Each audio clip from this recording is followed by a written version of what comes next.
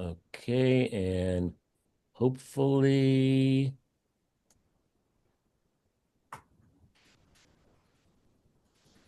you all see? Can I see somebody with a thumbs up? Okay, thank you so much. All right, once again, thank you for joining us. There's never a perfect time to have these meetings. Um, I was tried to pick a day where maybe people were back from summer vacations, but I know that's not true of everyone.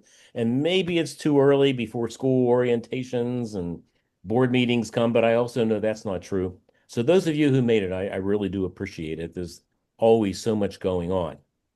But hopefully this meeting will provide you with some important information. And also, we really want to help you get ready for the start of the new year.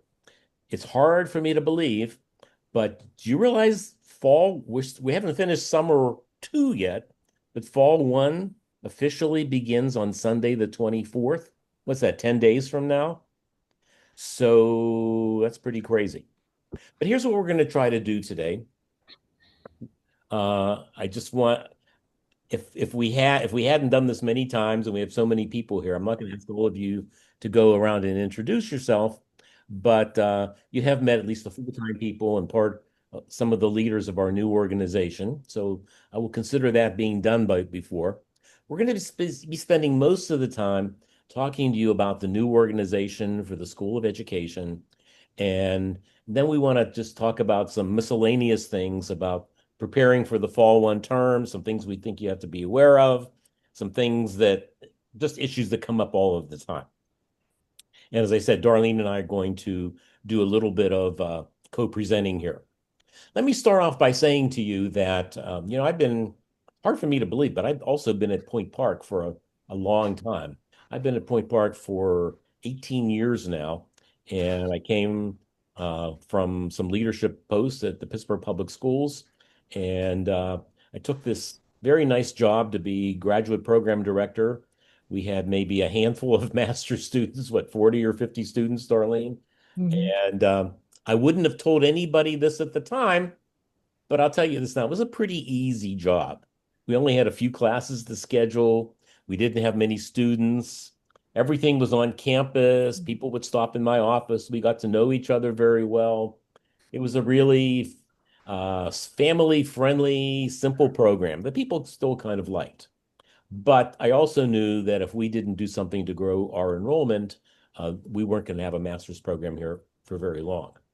And that's when the mandate came down from administration that we should at least try going online. We contracted with this wonderful group of people from Chicago called KTA, the K-12 Teachers Alliance. And it's been a very powerful partnership for us for oh so many years. And they are just expert at marketing our master's program. They've given us good advice over the years. This whole thing about 2 8-week terms in a semester came from them. Really, the decision to go online came from them. Working in cohort groups came from them. And all of that has helped to build a really powerful program. As we've continued to grow, we've added new programs. Um, when I came here again, we had maybe only 3 or 4 master's level programs. We have about a dozen programs now, and we're even beginning work, some of us, on developing yet another program. The state just approved the endorsement for an AI endorsement, 12 credit artificial intelligence endorsement. And we're beginning to work on that because, it's out there and Point Park's got to be number one. And that's been our attitude over the years. And it's worked well for us. So right now, we're in the midst of recruiting students for the new academic year for fall one. We are probably having, I truly believe that success leads to success, and we probably will be bringing in, oh, I don't know, we just had a meeting this afternoon about 240, 250 brand new students in our programs for fall one. That doesn't mean that we're not, and that doesn't even count the programs who are in the midst of their other programs here. At last count, we had over 700 master's students at the end of last academic year. And even with some of them graduating out at the end of August, if you're bringing in 200 and some new students, our enrollment will be well over 800 master's students. And then you add all the other new programs that have been added to uh, the School of Education. Linda didn't even mention to you this very exciting CTTP program she is directing that's bringing in. Well, how many students do we have in there so far? So since January, we're close to 150. So Mhm. it just continues to amaze me. Our doctoral program continues to bring in lots and lots of students every year. We have the residency program and probably things I'm leaving out right now. So our organization, I think it's fair to say, we just outgrew the mom and pop operation we had before. Uh, I was the director of the entire master's program. Darlene was the chair of the Department of Education.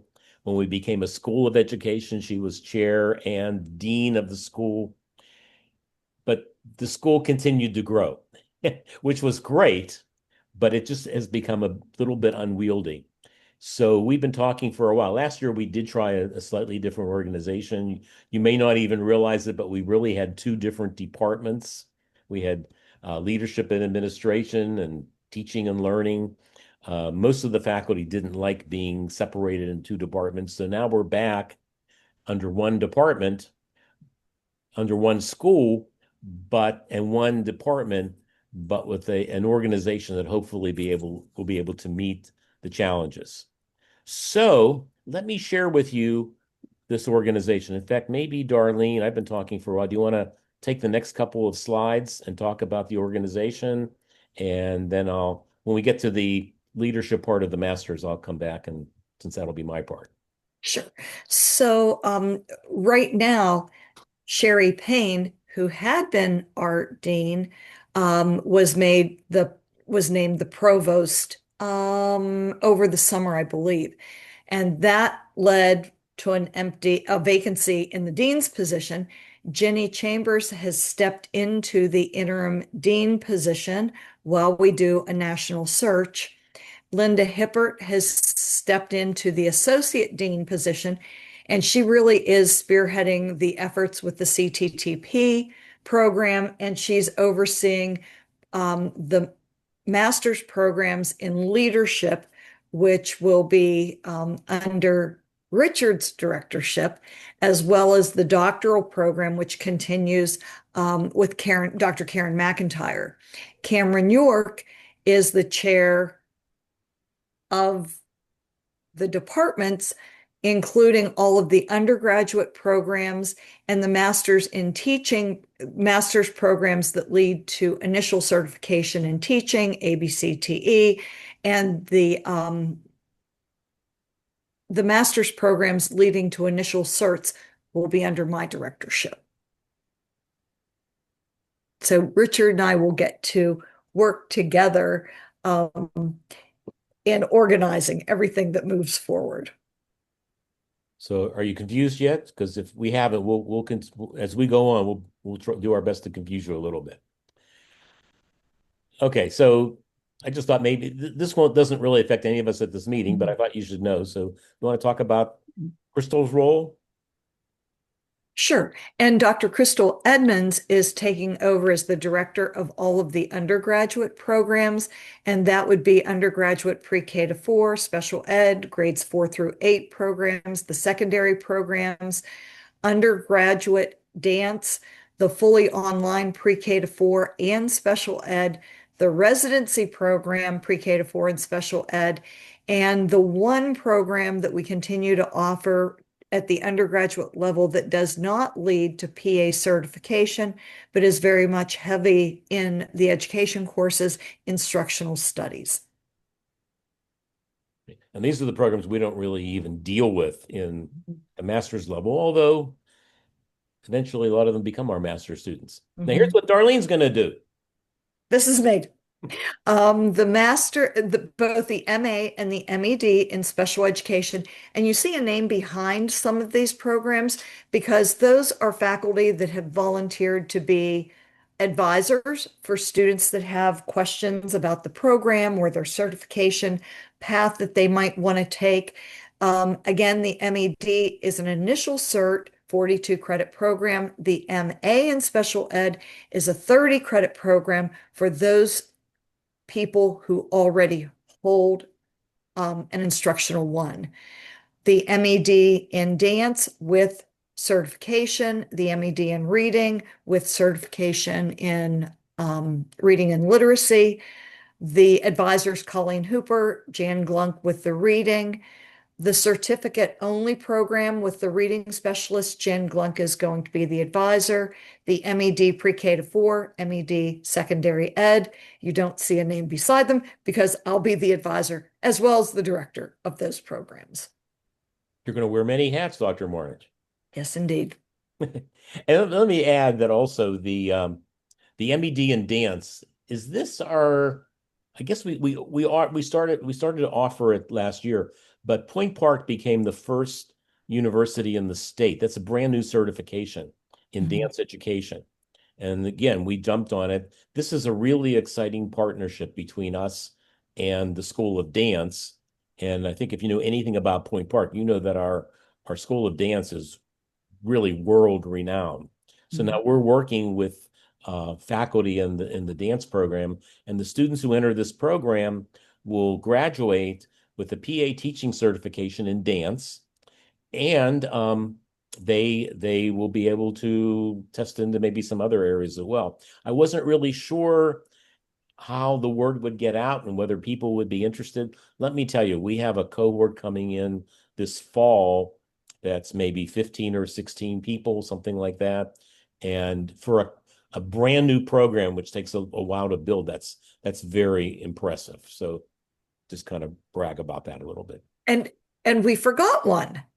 The MA in dance Oh, for okay. people who want to perhaps have their own dance studio, be working with kids, but not a certified teacher. That's still going to be an option. And because our program's online, we are getting interest from kind of all over the country on that one because they wouldn't have to come to Pennsylvania to student teach because the MA in dance education does not carry with it the instructional one certification.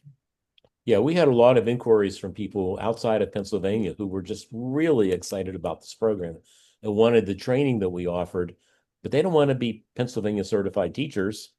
So we developed this special program where they take the basic coursework and they will be able to go out and work in private schools, work all over the country. And that's why I'm very confident this program will continue to grow because the word got out on a national basis very quickly. So again, very exciting. Colleen Hooper, who's going to be coordinating this program, she's a professor in the dance department. This is going to be jointly taught by School of Education faculty and dance faculty. And some of you, the new group coming in August will be the first semester taking only education courses, and some of you will be teaching those courses. And I tried to inform, if you have the dance group, I've tried to inform you about that. And then we also have, as I said, with over 800 students in the master's program, we have divided it up to about 400 students apiece, which is still a lot of students. But I will be starting on August 24th, the director for only the master's programs in the leadership categories. And they include these programs. Which I put this in a better order on this page. First of all, I will be responsible working with people in the both our principal certification program and also our educational administration program. I will be assisted with those two programs. As you can see there, Beth Ehrlich, who's been coordinating both principals programs for a number of years now, will be the advisor for all ed admin students. And if you go down a few lines there, again, this isn't in very good order here, I can see. The principal certification only program will be, Mary Beth Irvin will be working with those people, and she will be the advisor for everyone there. So I'll be working with those two people, and I'm really excited about that. Another program in the leadership category that's become very, very popular is the Teaching and Leadership program. One of our new faculty members, Dr. Richard Garris, will be advising there. The Teaching and Leadership program is one of the few programs we have that's a 30-credit master's program that does not necessarily lead to certification. It was meant to be for those teachers who need either 24 credits to go to instructional 2, or people who just need to brush up on their skills. But they also have the ability to take 12 credits of electives where we don't prescribe what they do. And they've used these credits in very, very creative ways. We have a number of endorsement programs now that coincidentally are 12 credits. We have people enrolled in all of those endorsement programs. We have people just taking courses at random of areas that weren't covered in their principles in their teaching and leadership program, but they felt would make them better instructors. And we're starting off in the fall with 2 cohorts of teaching and leadership students, and even those cohorts are bursting at the seams now. It's been a very popular program. Let me see, what else is under teaching and leadership? The Learning Design and Technology program. When we first started this program, Vincine Ravello was the coordinator.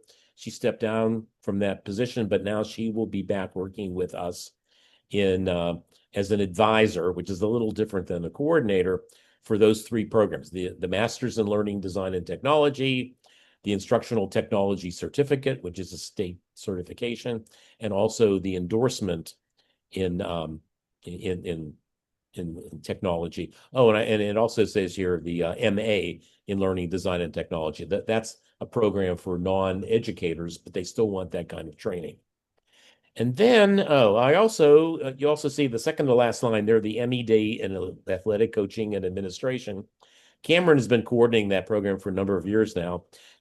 Just like with the previous slide, you don't see an advisor's name there written, but I will be the advisor for all students in that program, in addition to the work I do as director. And I'm actually kind of looking forward to it, that now that I have fewer students altogether, maybe I'll have a chance to work more one-on-one with students, because it's hard when you're in the director's role to get to know a lot of students. Also, our Superintendent's Letter of Eligibility program, which has also become a fairly popular program. I will be the advisor for that program.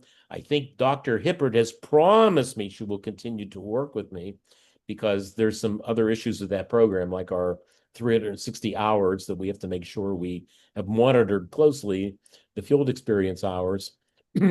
But I think we've formed a pretty good team.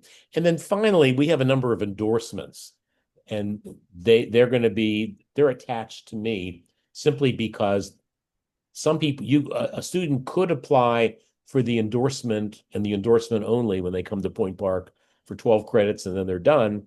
However, many of our students are choosing these endorsements for the electives in teaching and leadership. And since I'm responsible for teaching and leadership, I also inherit all the endorsements, which is great. We have an SEL endorsement that's only about a year old and has become a fairly, considering the difficult, stressful times adults and children live in, the SEL endorsement has become a pretty popular option for our teachers, because it's just something they need to know and become aware of, and give us strategies of how to deal with children who are in crisis. For the first time, we initiated the STEM endorsement program. I think we've had it at the undergraduate level for about a year. We also adapted it now to have the option at the master's level. Unfortunately, we're not going to be offering STEM courses in the master's program this fall. We just didn't bring in enough students. The word didn't get out. So we'll try again for the spring 2 recruiting, or next fall of 26. I think as word of mouth gets out, we'll get more students. Let's see. We also, and I guess I didn't list that here also, but we also have that technology endorsement for 12 credits that will also be under me as well. And I think in my roundabout way, I've talked about all of the programs under my direction. Okay, still with me? Are you falling asleep, or questions? If you have questions, feel free to shout out now, or also we will leave time at the end to engage in discussion and answer any questions and talk about anything.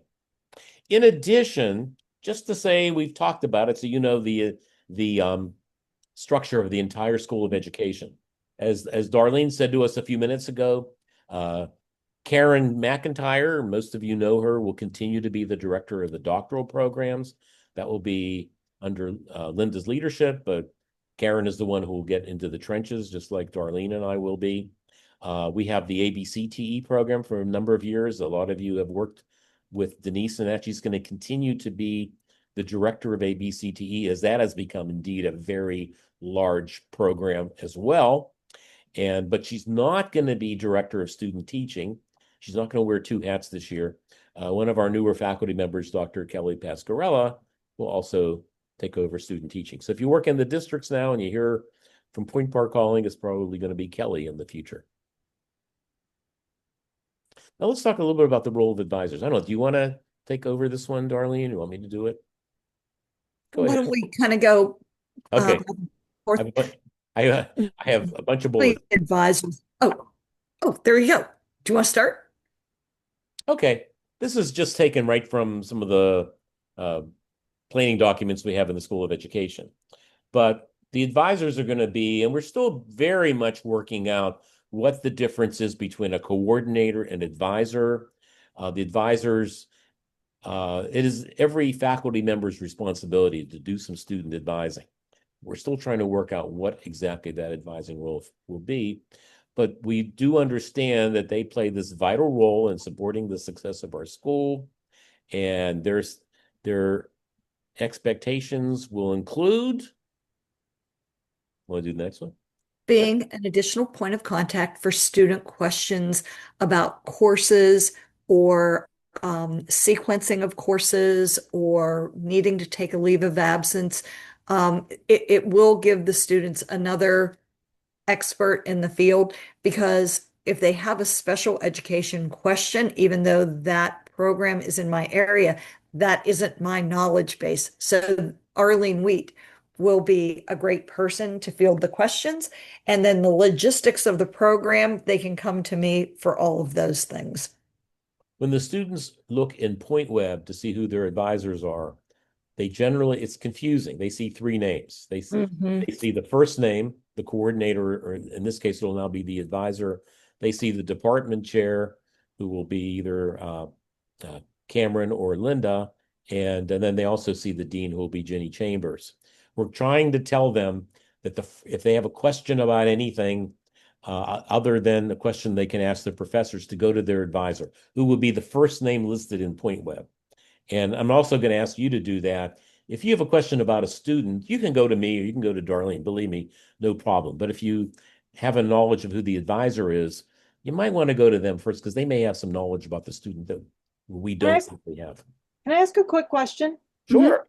So when I have a student that I want to talk to their advisor right now, like as in the class I'm teaching right now, I go to my roster and an advisor is listed. Is that the person who will know the academic needs and quirks, or whatever you want to call them, of that student? So as an instructor, am I seeing that person, or am I seeing a program director or somebody else?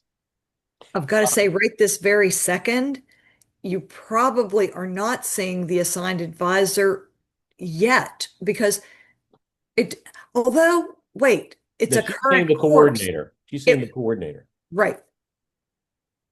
So yes, you can go to them, or again, many of you have felt very comfortable in coming to me as the director, and feel free to do that. I would say to you, if you're going to go to the director's level, I don't think either of us problems with that, but think about the division of labor I just shared with you in the previous slides. If it's a teaching and learning, I'll help you, but it's really Darlene's primary responsibility now. And if it's one of our leadership programs, it's mine. What gets a little hairy sometimes is there's going to be a great crossover.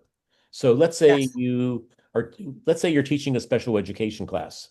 Most of our special education classes are part of our special education certification program, but not necessarily all of them. Our principals program requires the differentiated instruction special ed course. So there's going to be some crossover. So if you're ever confused, just go to one of us. We'll set you straight. Of course, we may be confused as well. I don't know. Okay, I think you said this already about course sequencing and program presentations. Want to take on? I think this is an important role, as I said, for the advisors, because the advisors have picked the area that is kind of nearest and dearest to their heart. And so with Jan Glug, she is a reading specialist, and she has designed some of the courses. So she's the person that they would go to with those kinds of questions. Okay. Assist director of course substitutions, which may not be something that you deal with very much because you're just teaching the students, but there's so many times when students have taken a course at another university, very similar to the course we offer. So it's really going to be the role of Darlene, myself, and the advisor to make the determination of whether that course really merits the course substitutions. Believe me, we spent a lot of time analyzing transcripts And I would like to say this though, Richard, sometimes because of their academic background or whatever, they may end up taking a different course in place of the one that is in their sequence for various reasons. So you might not, when you look at your roster and all of the majors, there may be somebody there that is a different major than everybody else. And you might want to double check with us that it wasn't a mistake, or check with the student that they should, because generally speaking, when we teach our cohort, they're all the same major. But you might see, and this is where course substitutions come in, you may see once in a blue moon somebody taking that course that is of a different major. And you could check with them, you could check with us. But yeah. Also, just to back that up a little bit, when you have 800 students, we're only human, and sometimes we do make mistakes. So question us, because Yes, it might help us catch some errors and so on. Don't ever feel that it's not okay to say, should this student be in my class? Hopefully they're there and they're supposed to be there, but we don't mind looking into this. double checking. And also, we do, in terms of our recruiting of students, we do, along with KTA, a lot of program-specific webinars. God, how many have we done this summer, Darlene and Linda? Webinars to recruit people, to orient them. So our advisors will also be helping these two directors and doing a lot of that as well. That's going to be their role, just so you're sure. So we're all going to have some role in the program. Well, actually, let me go back a little bit before I go on subject to other areas. That's really what our reorganization looks like in a nutshell. And I know it may not, maybe I went too fast and maybe it's hard to comprehend it. Do you have any questions about that? Any comments? The one thing that I would say is going to be the biggest difference for you, in my opinion, and Richard, stop me if you think I'm wrong, it will be the scheduling of classes. I'm going to be reaching out to the people teaching in the teaching programs. Richard will continue reaching out for the other programs, but rest assured that we will be working in unison as we're reaching out so that we know what we're able to schedule you to do. And understand, there were some of you, this is what I said in my introductory email to you. Some of you I'll be around, but you've always gotten that friendly little email from me at some point in the year offering you some classes to teach for the upcoming semester. But depending upon which area you're teaching in, like our special ed folks, mostly in the future, you're going to be dealing with Arlene. I may be calling on some of you to teach the principal's class or so on, but I'm still there and I still love you all. But just make sure you understand that we're going to have to actually sit down before we do schedules and make sure we're not stepping on each other's toes, because we all know you're wonderful and you're like high draft choices that we all want to bid for your services. So we're going to have to work out how we do that. But there's going to be a little crossover. I can think of some of you in this meeting right now who teach two classes in a semester, and one would be in our new teaching and learning, and the other one would be in our leadership. And that's only because Darlene and I are friends and close colleagues, we're going to be able to work this out. But it's going to be a little hairy in the beginning for us getting used to the system. April King, I see you have your hand up. Hi, thanks. First of all, I want to congratulate you guys. This is amazing news. That's a large number of people, and so it's very successful, and I'm really glad to hear that. I feel great being a part of the process.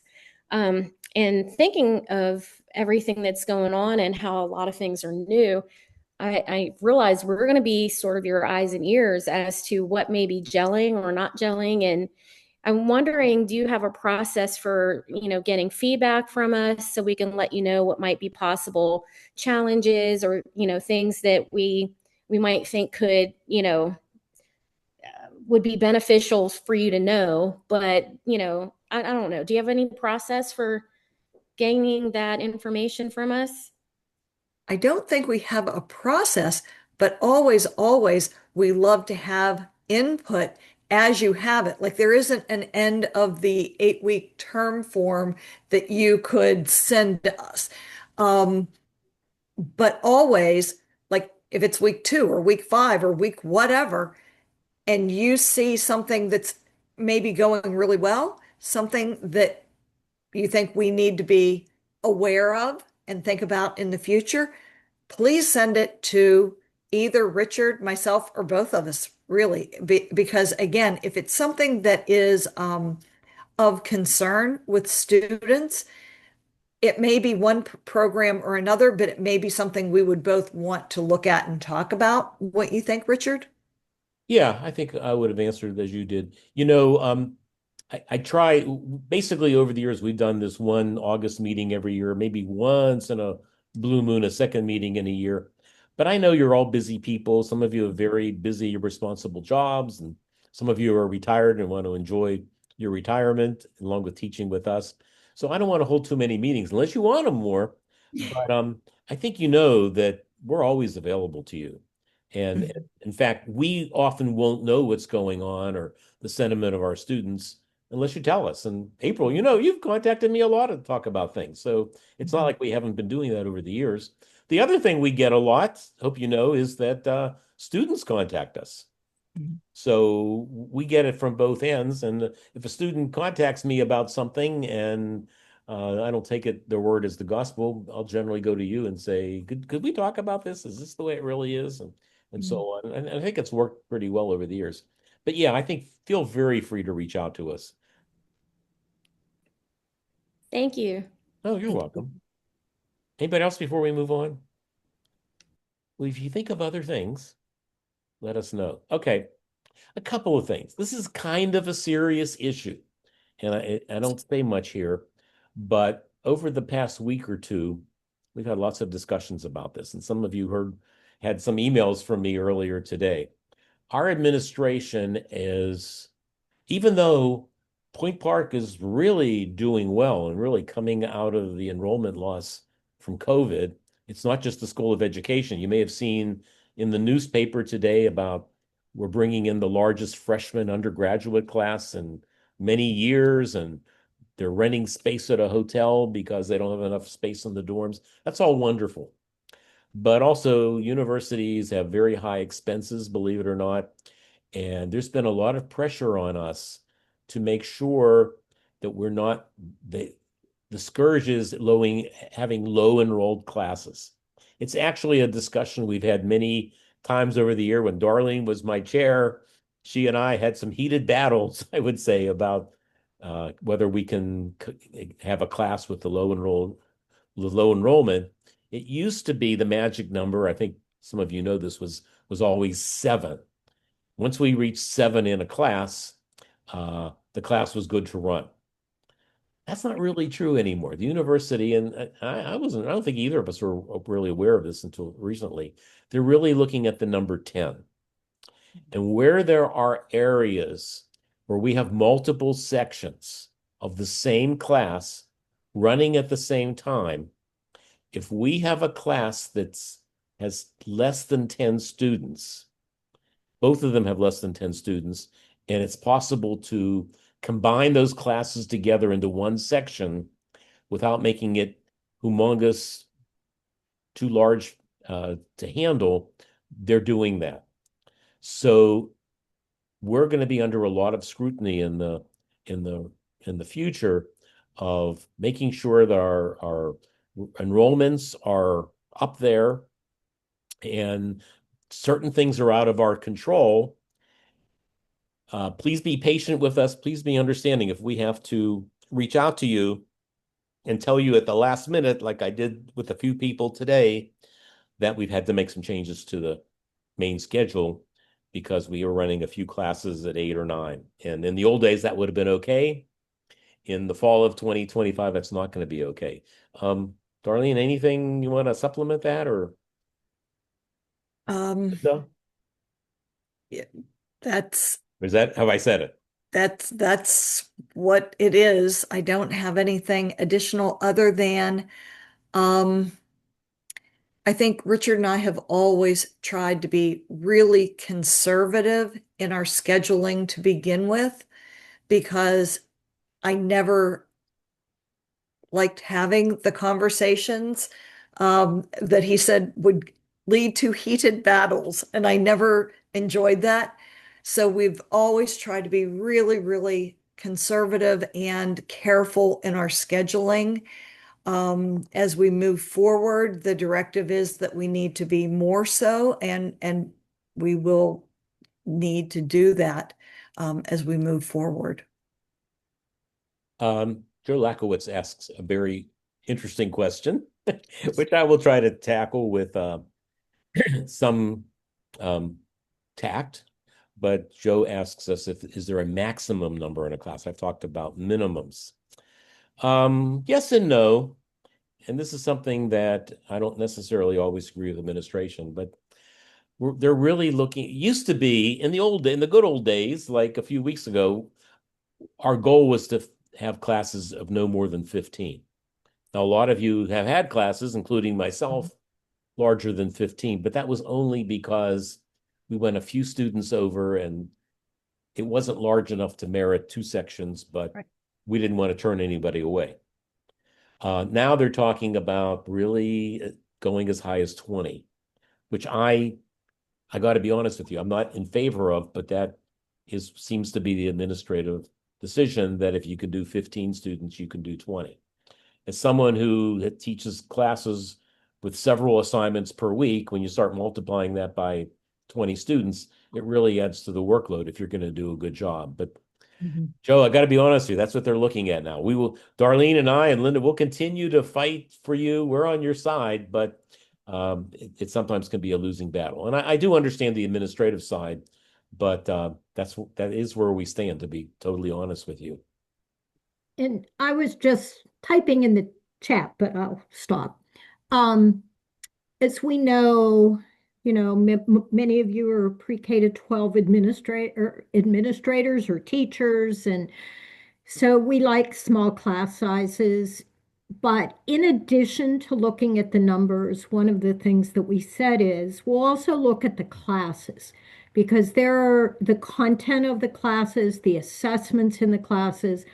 Some of our programs now are running where a student doesn't submit an assignment once. They submit it and we keep grading it and grading it and grading it until they reach competency. So that may be looked at differently. I know the numbers in the career tech program were working between 15 and 20. But Joe, to answer your question, if we'd get to 20 or 21, then, I think would try very hard. And there's a lot of factors, timing and all that. I mean, I mentioned today I've taught a doctoral class of 19 that was intensive writing. It was pretty crazy. But, we do it. We do it. It's not perfect. It's not ideal. And that's not what we strive for. So, it is a financial decision on the part of the university. And Even though we are doing very well in School of Education, we're part of a whole, and all the other things that have to happen. So I think you all understand that. So when Oh, you see those numbers, we don't, we want you to know, and we're trying to be very transparent with that so you understand. Elizabeth, and go ahead, darling. well, I saw a question from Elizabeth Right. Shestak. Do you want to take that, or do you want me to? Go ahead. You're on a roll. Well, um, compensation would be covered by your part-time union. Um, and so I don't know when your contract comes up again. I don't know if do any of you know? I was on the negotiation team the last time. I think that was 2022. And I don't know if it's a 3-year or 4-year contract. I don't, Dr. Hippert, do you know the answer to that? I don't, but I could look. You Okay. know, the number 15 is not an officially adopted number. It's what we used in the School of Education. It's what Mhm. our advisors at KTA told us was a good number. Right. And that's been our unstated goal, but it's not official. And I don't believe there is any maximum number of students. But for those of you, if we can plant the seeds, if you want to discuss that with your leaders, we're all in favor of it because if Well, we're not all in favor of it because I've seen that in the schools. I would never negotiate class size in a contract personally because it does other things as well.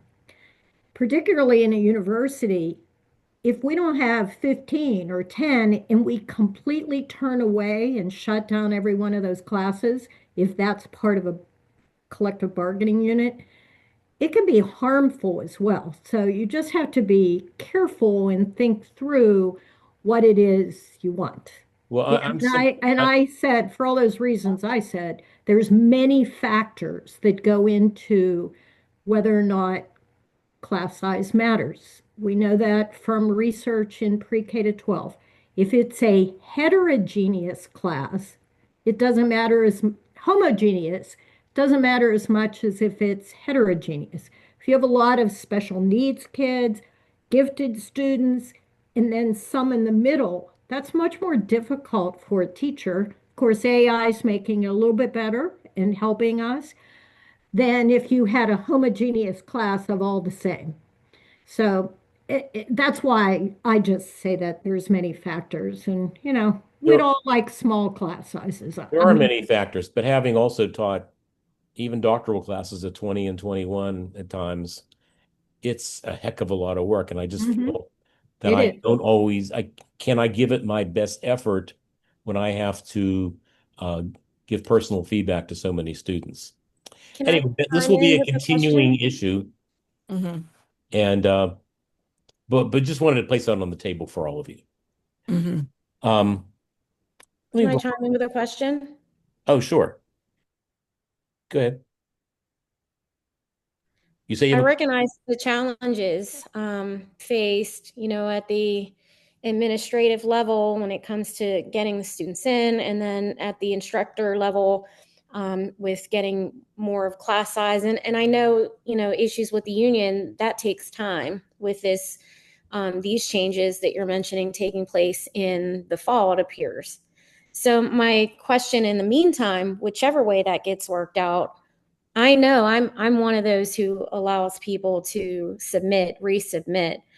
I'm teaching them all as much as I can to get them all where I need to go. But this sounds like with the growth that we have, it's just more competitive.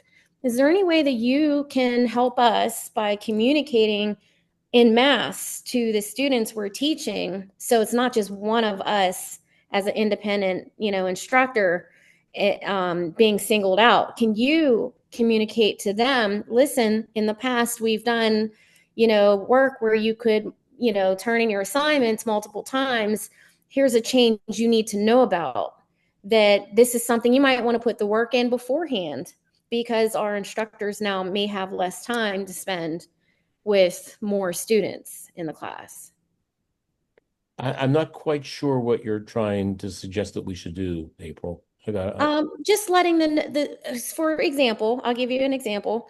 When I was at my doctorate program at IUP, they came right out and told us, what the percentage of students, participants in the program would look to pass. A lot of us were like, okay, we need to step up our game. We need to make sure that when we turn in an assignment, that we put all of our energy into understanding it and turning it in right the first time.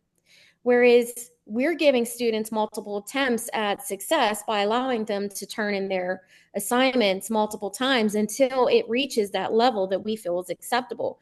That's that quality of when you have fewer students that you can put into your students. But when you have twice the number of students, or even a third more, speaking as a current teacher, there is a big difference between 15 students and 20 students in my class.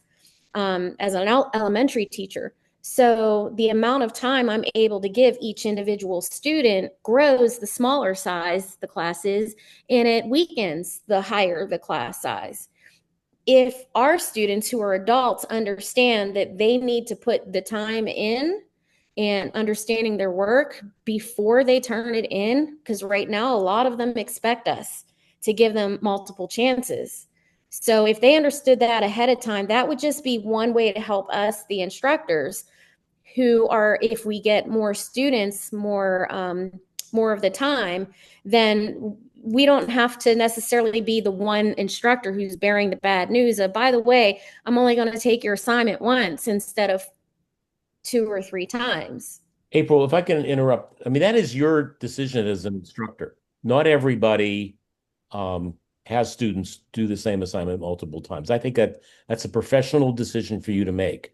And as far as it's easier with 15 than 20, you are preaching to the choir. We all agree with that. I'm trying, I only raised this issue because I wanted you to be aware of what's going on administratively here at Point Park and the issues we're facing. But I think it's also important, just hearing this, just like in your schools, we would never want this to be part of something any faculty member is saying to a student, that I can't attend to your needs or whatever, because you have a lot of autonomy within the classes, as Dr. Goodkin said. But to say, I used to have 15 students and now I have 18 or 19 students, so I can't attend to your needs. I mean, that's just a personal and professional decision you have to make if this is what you want to do. And I know that sounds a little bit harsh, but I don't mean it to be. Instead, it's meant to be, we have a reputation at Point Park for who we are. And sometimes, Dr. Goodkin said he's taught 21 doctoral students. I've taught 19 doctoral students. And it's easier with 12, but I didn't give them any less, nor can we, if we choose to do this. That's all I'm saying. And, decisions are made everywhere where they're cutting costs or merging or doing things a little bit differently. And so, I know I have an administrative role as well as a faculty role, but so does Dr. Goodkin and Dr. Marnich. And so we have to embrace it and try to problem solve. Try to listen, what challenges. I heard Elizabeth say, I don't know, the courses you teach, but, if there's a writing intensive course, then have to discuss it. We want to try to discuss it ahead of time, and we will advocate in those cases. Lori? Yeah, I just wanted to say that I was just sidebarring with another classmate. Many of us do not give multiple chances at the master's level. Exactly. Forget it. I mean, you are adults. You've already been through a bachelor's program. I often teach in both the undergraduate and the graduate, and I'm much more interested in teaching them about high quality at the bachelor's level. But at the master's level, the only thing I am flexible on are due dates, because I realize most of them are full-time workers and maybe parents. But if they'll say, oh my gosh, this weekend I've got a soccer tournament, I'm going to say, okay, thanks for letting me know. Shoot me a text when you're going to get that assignment turned in so I can grade it. So I think maybe that solves part of the problem, is that at the master's level, maybe we all agree that we're not going to be that lenient, because if they're at the master's level, they should know how to do quality work. Lori, I really appreciate your response. I feel that way myself. Everything that you just said. Maybe we're in different experiences with the classes that we teach. For example, I have people in my section that don't have a bachelor's, never been in a classroom, and they're being asked to write lesson plans, which none of them have ever done in their junior year, going into their junior year of an undergraduate portion of the program. So for me, I'm going to give multiple attempts if I want that student to be successful, because they don't have the prerequisites to do what's in our syllabus and being asked of them. No, And I you know, understand that, April, because the reason I said that is because this is the master's group. I do that for my undergraduate students. For the students who do not have that degree, I am teaching them how to do lesson plans. I am walking them through what is Point Park quality, but I am not doing that with someone who is in a graduate program. That was my I think point. a lot of it depends on the content that you're teaching as well. I mean, I teach curriculum alignment and they get multiple opportunities, 4, 5, 6 times sometimes to get it right, because they have to align the curriculum. It can't be, gee, it's not aligned, so that's just too bad, we got to move on. Because if it's not aligned at the very beginning, it's not going to be aligned in the middle of the course or at the end of the course. So I think a lot of it depends on the content that you're teaching. You know, this thank is you, Joseph. this is a great discussion, but in order to not have us go on forever, we just have a couple more slides. And if you want to stick around and talk to us a little bit longer when the meeting ends, that's fine. Because you raised some interesting, important issues. But let me just remind you, as I try to do all the time, but because the beginning of the fall 1 term is so close, remember, we make the commitment to students that we will post the Canvas shells. We will publish it. We will make it available for them to view 1 week prior to the first class. And since fall 1 officially begins, whether the students do their work on that day or not, on Sunday, August 24th, we are asking that all of you publish your courses before August 17th or on August 17th. It's a week ahead of time. I've already gotten lots of requests from students. I don't know about books. I can't see my Canvas shell and so on. And I do tell them to wait. I also tell them that they can be directed to the bookstore website to see what the books are. But on the other hand, they do want to see the course. They want to see the syllabus. I also would strongly recommend, I'm about to do that with my classes, to send out a welcome email to them. Welcome to your class. Repeat to them some of the things they already can see in the Canvas shell. But please make sure that on August 17th, this coming Sunday, you publish your classes. And do all those other things stated in the box. Anything I left out there, Dr. Mornich?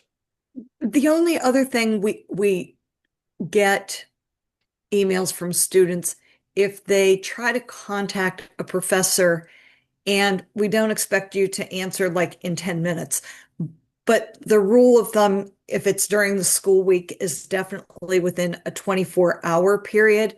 And unfortunately, kind of weekends also, because most of the assignments are due Sunday night. And for those students that might have a question on a Saturday, and something's due, if you can try to get back to the students in a timely manner. As you can see, that was my next, really my second to last slide. Yeah, communication is key. There are certain things that Darlene and I really don't want to hear students tell us. One of them is, I've been trying for a week to email my professor and I haven't gotten a response. And it happens. Maybe not with those of you in this room right now, but it does happen. And I know sometimes I've said, okay, I'll make sure they contact you. I reach out to the professor and it takes me several more days to get in contact with them. We ask you a couple of things. Use your Point Park email. I know a lot of you would rather use your own professional emails or Gmail accounts, but that is the adopted email at Point Park. But even more importantly, please, please, please, it only takes a minute. Check your email every day. In most cases, you won't get anything, at least anything that's important. But if a student has reached out to you, I know you're all busy people, business, work, family, and so on. But if they have an issue, it's important to them. So please see it and please reach out to them. That makes us all it tarnishes the image of all of us when somebody is a little bit lax about communicating. And I would say I would say the second thing that we hear about, students really, really appreciate feedback on assignments. While it's really nice to get a great grade, they really need feedback to continue to grow. And so if a grade's posted but without feedback on assignments, it's hard for them to get better at things. So that's the other thing that we really do have, I think, expectations for, is that you give thorough feedback on assignments to students. Well, being that we have an asynchronous online program, that's where you're going to be spending most of your time, giving feedback, communicating with students. If you're not doing that, then are you really teaching the class? You're not getting up in front of them and lecturing them or anything. So yeah, to me, that's almost doesn't need to be stated. Students appreciate feedback and they deserve it. They're paying money for these courses. One other thing I'd like to bring up, a little word from this is a favor that Sarah Perrier, who is our director of our teaching and learning lab. I know I've probably gotten titles right, but she's asked me when she learned we were having this meeting to reach out to part-time faculty. I added a slide for her.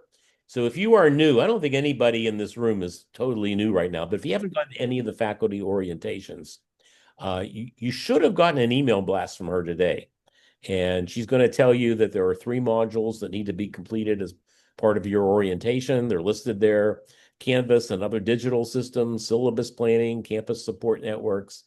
I think most of you are pretty familiar with that, but that is available to you. And if you've never gone to any of her sessions, you really should. And then she also tells us for returning faculty, you should take a look at those modules and just complete the module checks at the end to confirm your familiarity. So that's my word from the sponsor. We've had some really interesting discussions and all that. Is there anything else on anybody's mind that we want to talk about? I'd just like to say one more thing about the slide that you just had up there, the Okay. syllabus planning.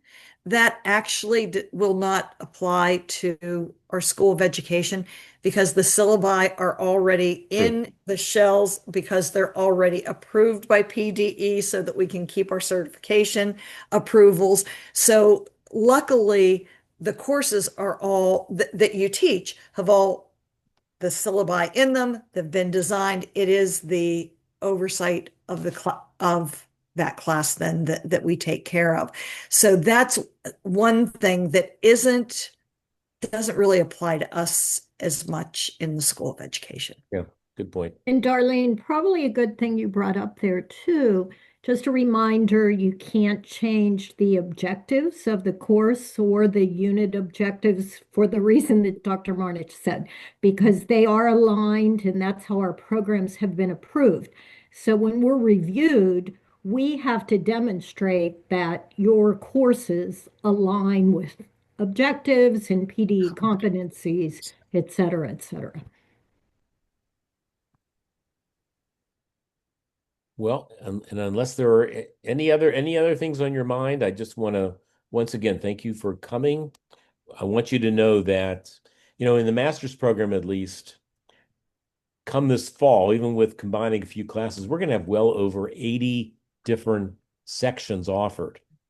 Of those 80 sections, I don't know, about 20 of them will be covered by full-time faculty, which means our part-time faculty, you are the program. Without you, we couldn't exist. We couldn't flourish. And the one reason why our enrollments are so good, even though our KTA partners are great at recruiting, the word is out. Point Park has a quality program, and it's because of the work that you do. The attention, the fact that this discussion, you were worried about having enough time to give individual attention to students. That's really a credit to all of you about how much you care. So I just want you to know how much it's appreciated. And we hope you are part of our big family now for many years to come. Any other words of wisdom? If not, Just a quick question. When will the recording of this meeting be sent out? well, probably tomorrow. Is that okay? Great, thanks. Okay. So don't forget to publish your courses this coming Sunday, and I'll send you all the links. So even if you've seen it again, it's too hard for me to figure out who didn't show up and who needs it. So if you want to watch us again, go ahead. If not, hit your delete button, but it will be sent out to you. And any other questions or anything, we're always available. In fact, the nice thing is now you have more people you can call and ask questions to. So have a great rest of the evening, a great rest of the summer, whatever's left. And I really look forward to a really wonderful year with all of you. So thanks for coming. I look forward to working with my half of the group.